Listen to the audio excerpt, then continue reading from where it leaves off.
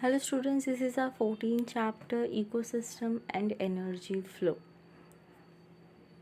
In the previous part of the video, we were studying about energy flow. The whole video was made on just a topic energy flow because that topic was very important. We have done the quick review also of that topic. So today in this part of the video, we will start with the new topic. I really want you students that you go to that topic, study that topic. Energy flow is very important from exam point of view. So moving towards today's topic, that is ecological pyramid. Ecological pyramid is a graphic representation of the relationship between the organism of various successive trophic levels with respect to energy, biomass, and number. What is graphic representation? Students, we have drawn graph in our maths. तो हम लोग जब graph बनाते हैं तो हम लोग उस ग्राफ में कोई इन्फॉर्मेशन इनपुट करते हैं, कोई इन्फॉर्मेशन के बेसिस पे हम वो ग्राफ बनाते हैं. Pyramid is nothing but just a triangle. एक ट्राइंगल शेप का डायग्राम दैट इज़ ग्राफ बनता है. इकोलॉजिकल पिरामिड उसी को बोलते हैं. Ecological pyramid, okay, I'll show you the image. See, this is an pyramid of energy, students. जैसे यहाँ पे दिख रहा है ये ट्राइंगुलर शेप है, इसी को हम लोग इकोलॉजिकल पिरामिड बोल रहे हैं. सो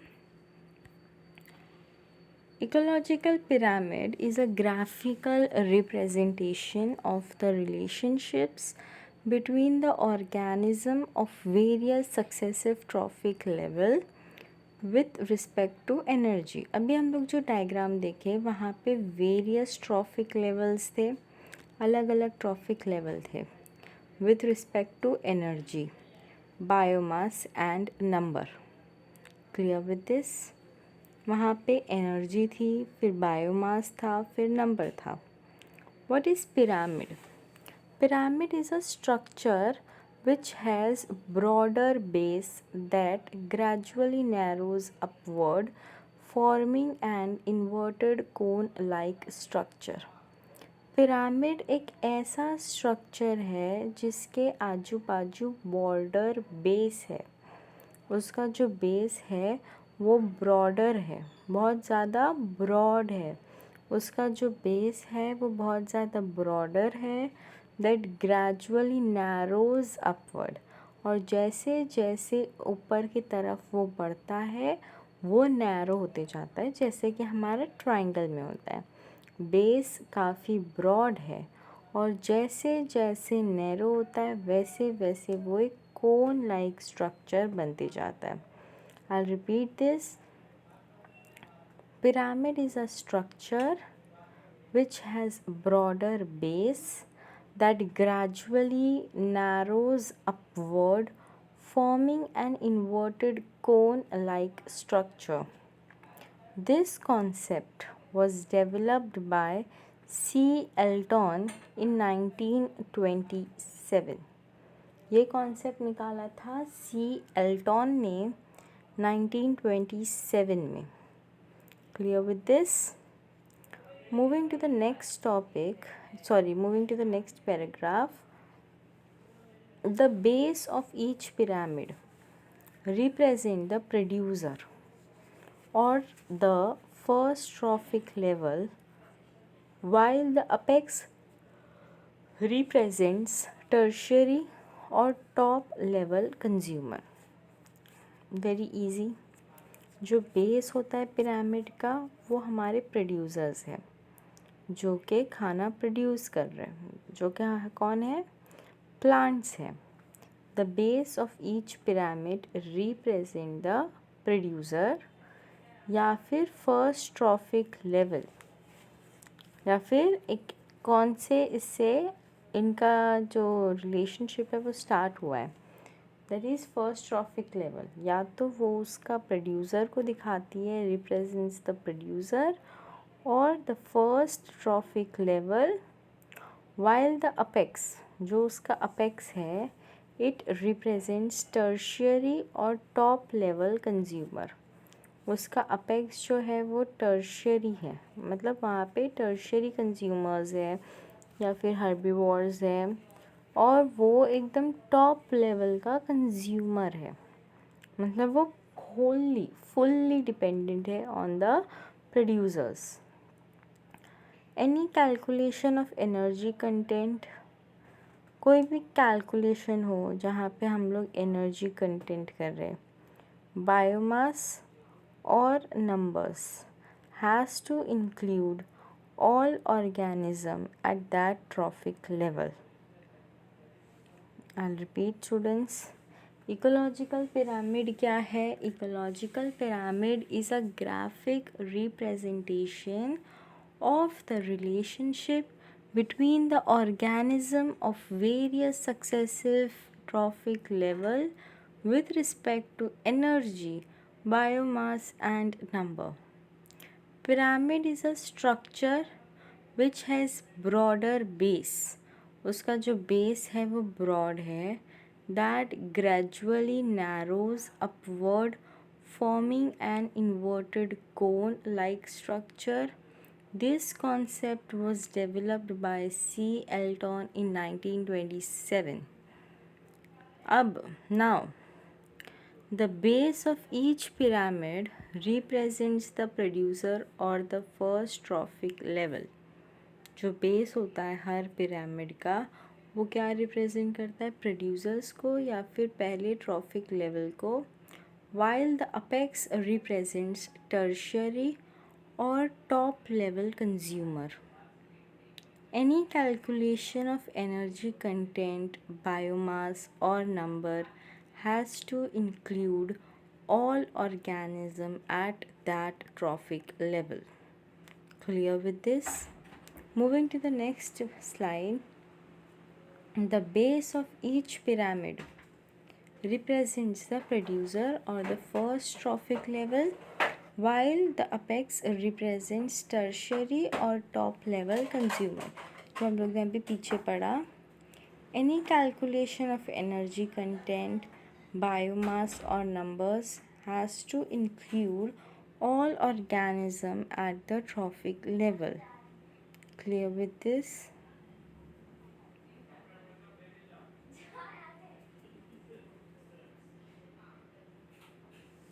The three ecological pyramids which are usually studied are pyramid of biomass, pyramid of number, pyramids of energy.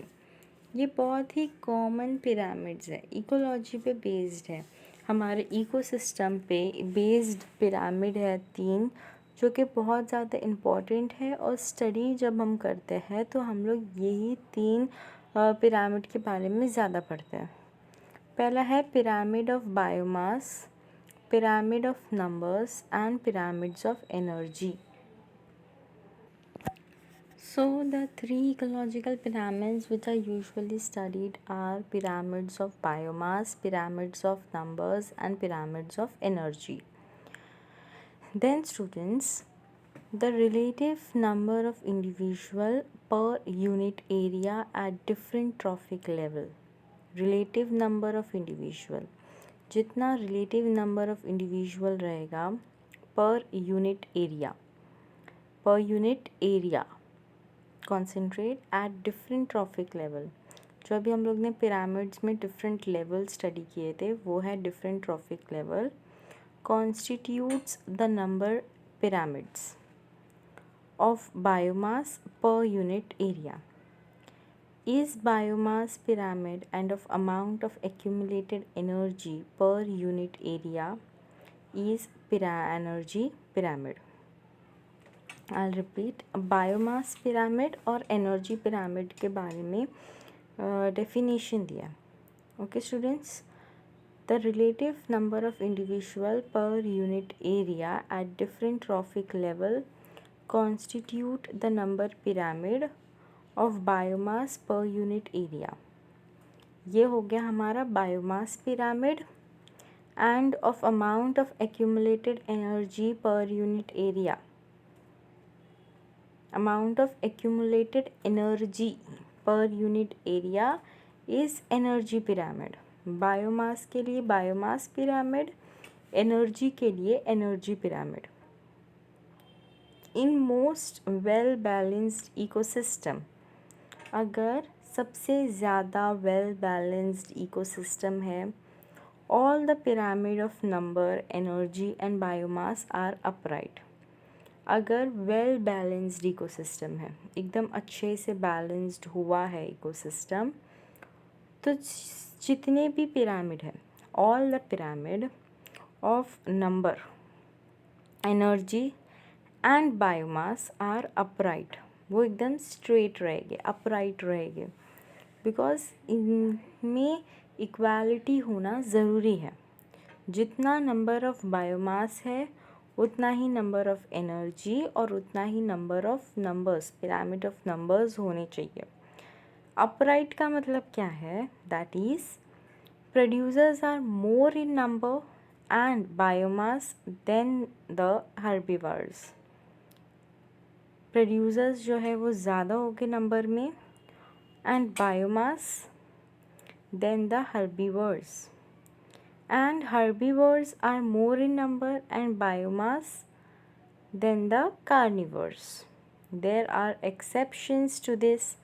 For example, oceanic ecosystem, जो ocean का ecosystem है, they show inverted biomass pyramid. क्या example है? I'll repeat. Producers are more in number and biomass than the herbivores, and the herbivores are more in number and biomass than the carnivores. Clear with these 2 points?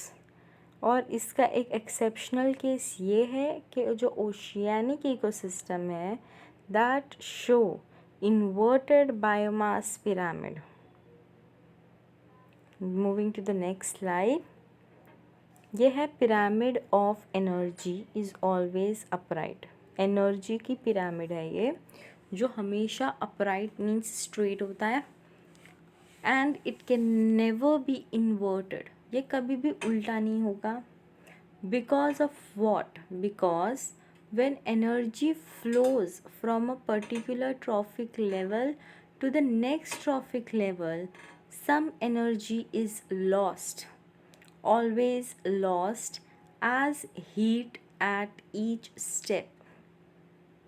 Pyramid of energy is always upright. मतलब ये हमेशा upright होती है. Can never be inverted.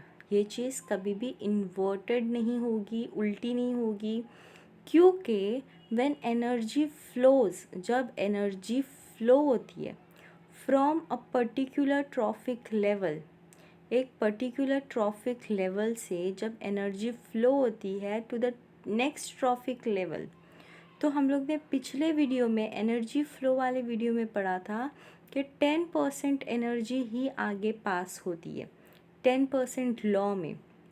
सो वही चीज़ यहाँ पे है. जब एनर्जी फ्लो होती है from particular trophic level to the next trophic level, some energy is always lost as heat at each step. कुछ energy lost हो रही है as heat, and this is happening at every step. In smaller food chains, जो छोटे food chain होते हैं, more energy is available than in the longer food chain. जो छोटे स्मॉलर फूड चेन होते हैं उनके पास ज़्यादा एनर्जी अवेलेबल होती है then in the longer food chain. तो ये है हमारा पिरामिड ऑफ एनर्जी. प्रोड्यूसर्स थे पूरे 100%. उसके बाद उसकी सिर्फ 10% एनर्जी आगे ट्रांसफ़र हुई, तो प्राइमरी कंज्यूमर हो गए हमारे 10%. उनके पास कितनी एनर्जी है? सिर्फ और सिर्फ 10% एनर्जी है. और हमारे प्रोड्यूसर्स के पास पूरी 100% एनर्जी होती है, वो लोग सिर्फ अपना 10% आगे पास किए। फिर उसके बाद आए हमारे सेकेंडरी कंज्यूमर, जिनके पास 1% एनर्जी है। अब ये 10% वालों ने क्या किए, अपना 10% आगे कंटिन्यू किए, तो 1% बची। तो ये प्राइमरी कंज्यूमर के पास 10% एनर्जी है, तो सेकेंडरी कंज्यूमर के पास 1% है। अब जब सेकेंडरी कंज्यूमर से आगे जब हम लोग टर्शियरी कंज्यूमर तक जाएंगे, तो एनर्जी हो जाएगी 0.1%। क्लियर? तो प्रोड्यूसर्स थे, उनके पास थी 100% एनर्जी। उसके बाद जब वो लोग सेकेंड स्टेप पे प्राइमरी कंज्यूमर पे गए, तो वो हो गई 10%। उसके बाद जब थर्ड स्टेप सेकेंडरी कंज्यूमर तक आए, तो हो गया 1%।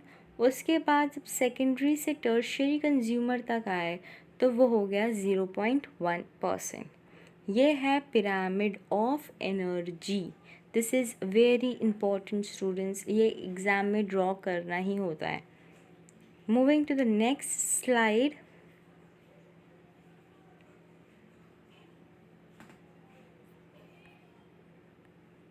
देर are certain limitations of ecological pyramids. कुछ सर्टन लिमिटेशंस है।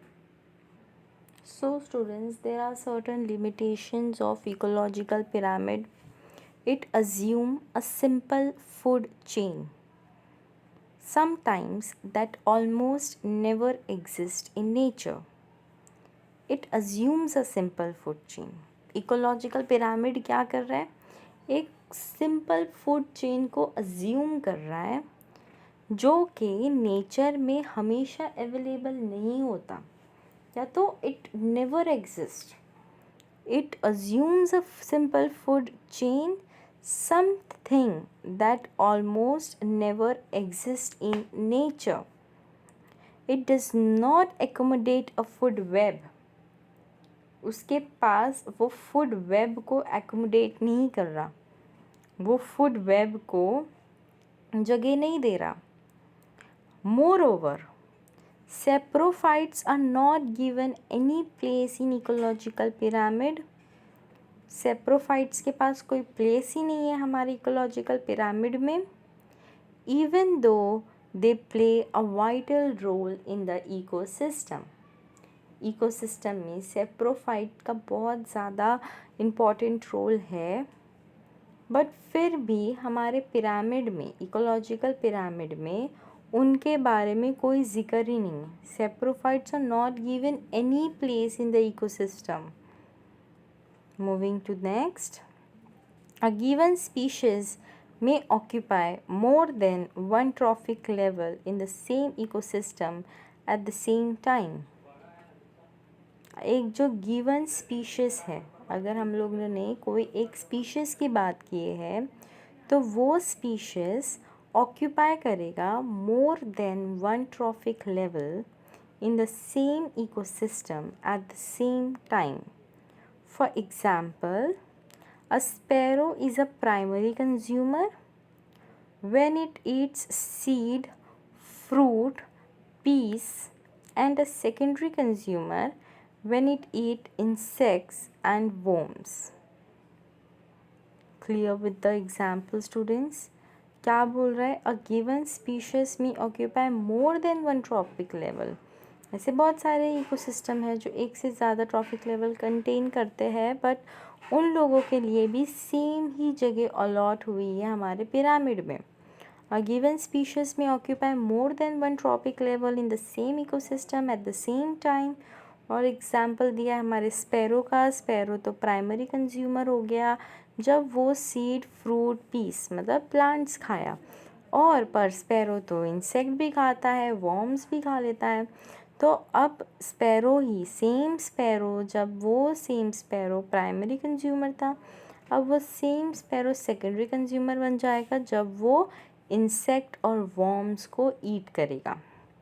This is the drawback. यहाँ पे हमारा इकोलॉजिकल पिरामिड का जो टॉपिक है वो कंप्लीट होता है. Students, in the next part of the video हम लोग नेक्स्ट टॉपिक से स्टार्ट करेंगे जो है हमारा nutrient cycle. Here we have completed our ecological pyramid. Thank you.